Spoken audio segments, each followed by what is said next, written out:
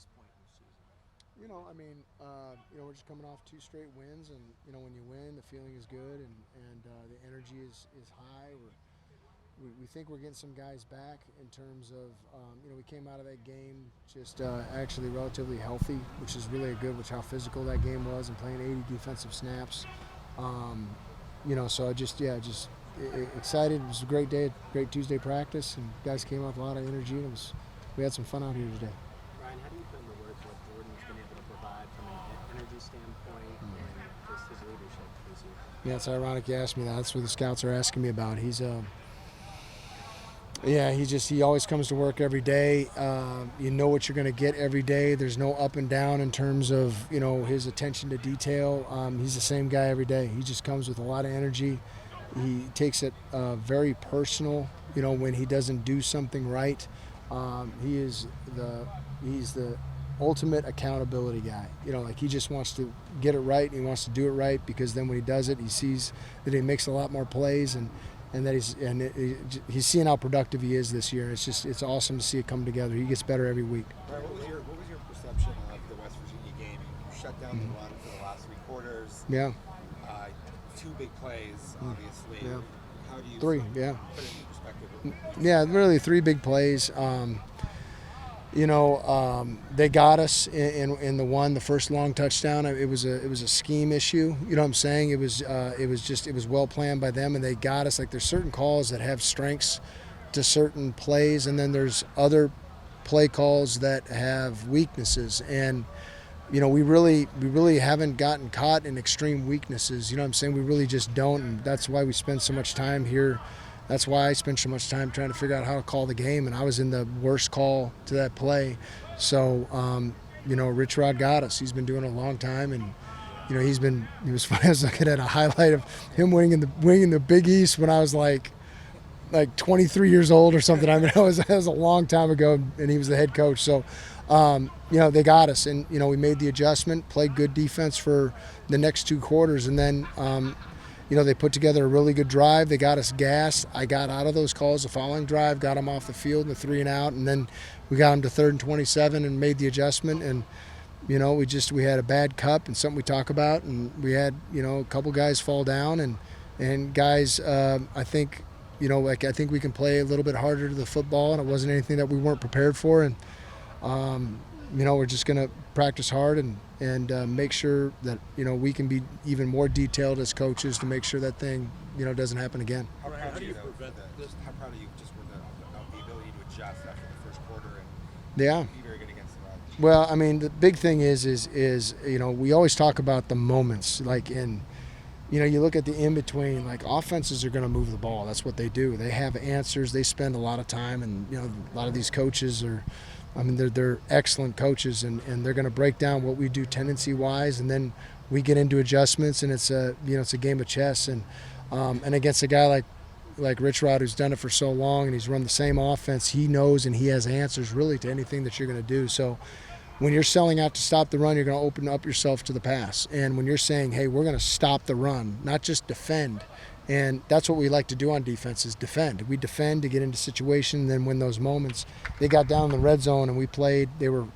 They had 4 scoring opportunities in the red zone, 3 touchdowns and 1 2-point, and we held them to 3 points in those 4 opportunities, and that was the difference in the game. So we that's what we focus on is winning the moments, winning those situations, but we also practice on keeping from those big plays from happening so we don't just give up 14 points on 2 plays, So we hold those guys to 12 points. We don't give up those big plays. We feel really good about what happened on Saturday instead of just feeling good about the win.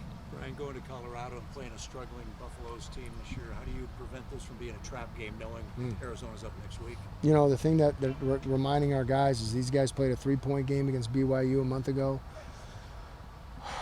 There's another couple games in there. They've lost 4 games by a score or less. So these guys could have a 7-3 record right now. A couple plays go their way. So they're a very talented team. They're good up front. They have talent. They have really 2 really talented quarterbacks. They're playing the freshman who they think the future is, but the senior is a dual threat, a runner. So we're preparing for both, and he can throw the football too. So they have really talented running backs. They got receivers that would start anywhere in the Big 12, and they're good players. So we have to be ready and we have to play our best game. Coach, you talk about the obviously the physicality.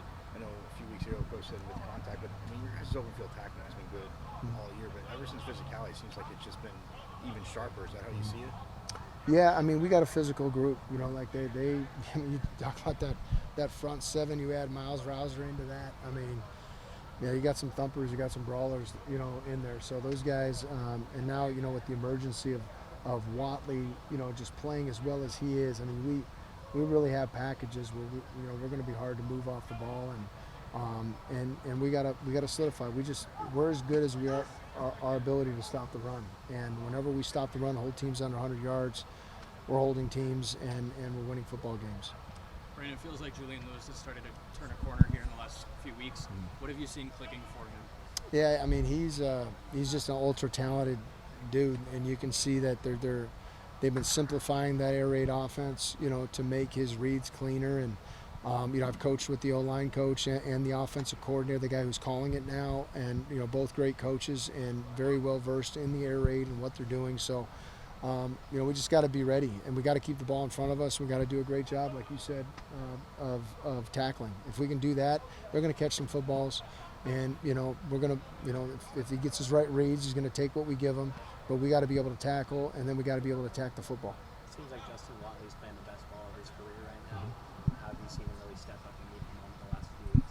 Yeah, just his growth is, not only in our system and understanding the why and what we're doing and earning the right to pass rush and being able to get people off schedule. We ask a lot of our defensive ends, and it's not just something you just roll in here and roll off the ball and rush the passer on every snap. I mean, it's, hey, we gotta get teams, into situations that we can rush the passer and affect that dude, and he's just completely bought into it, and you can see now his buy-in is a reflection of his production right now, and it's so happy for him because we love that guy and we love the energy that he brings, and it's anytime those guys, because I know how hard it is to play and play at a high level for an extended amount of time, and those guys are doing it right now up front.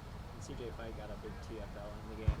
How would you just describe his impact that may not always show up on the stat sheet? Yeah, you put him in there, it's really hard to run the football. I mean, that's the thing, is you look when he's on the field as opposed to when he's not on the field.